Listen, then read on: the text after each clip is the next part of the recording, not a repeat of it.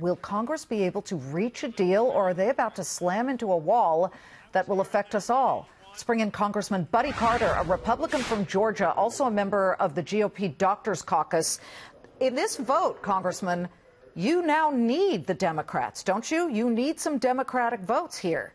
How are you wooing people from the other side of the aisle? Well, I'm not certain we need Democratic votes. We have pretty much a consensus within our own majority that we may be able to pass this. Now, granted, they're going to have some in the Senate, so that's a whole other story. But, you know, I think there's consensus here, a consensus about what we need to do in order to avoid a government shutdown. I'm very confident, highly confident, that we will not shut the government down, that we'll have a CR at least through January 19th so that we can continue to do business. Well, let's just let people know CR means continuing resolution. Yes. And in essence, it's the old kick the can down the road. I just said to Congressman Leonard Lance earlier, I said, this can is so beaten up, it's probably sprouting all kinds of holes with water coming out because you keep kicking it down.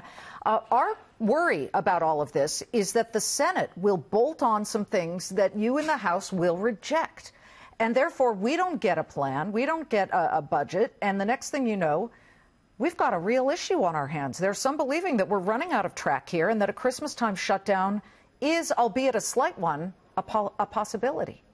Well, it's certainly a possibility, and I would agree that it's only a slight one. You are right. We continue, but to kick the can down the road. However, I remind you that almost 100 days ago, we in the House sent the Senate 12 appropriation bills. We said, here it is. We've done our job. Now you do your job. They haven't even looked at them yet, and certainly haven't sent them back to us.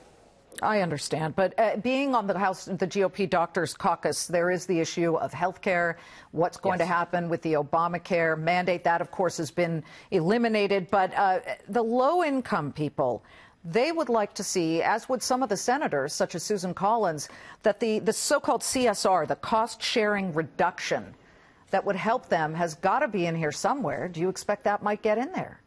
Well, I suspect that somewhere along the line in the next 3 days and 8 hours, as you described, that's going to be discussed. And that will probably be one of the sticking points, if you will, that we have to get, one of the hurdles that we have to get over. But I'm convinced we can get over it.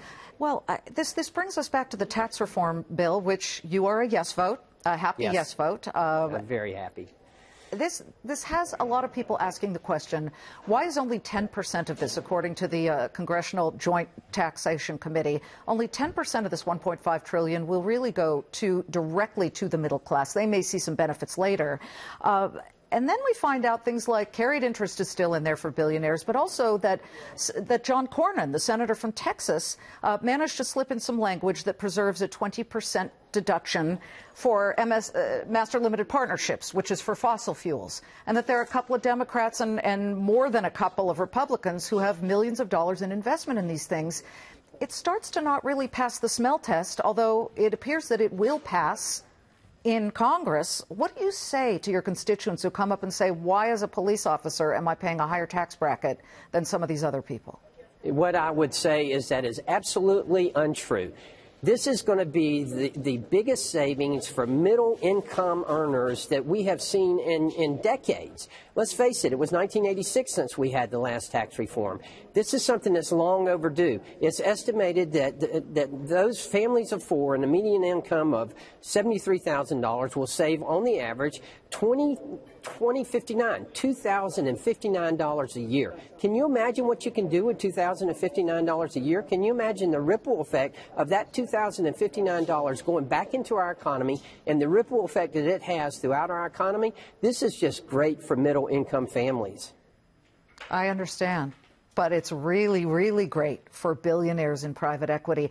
We've covered this story, Congressman, and it's okay. I get it, and we can only really hope and believe that this very low corporate tax rate will absolutely bring jobs here and that they will invest. There's some question about that, but if it doesn't, you ready to answer to that?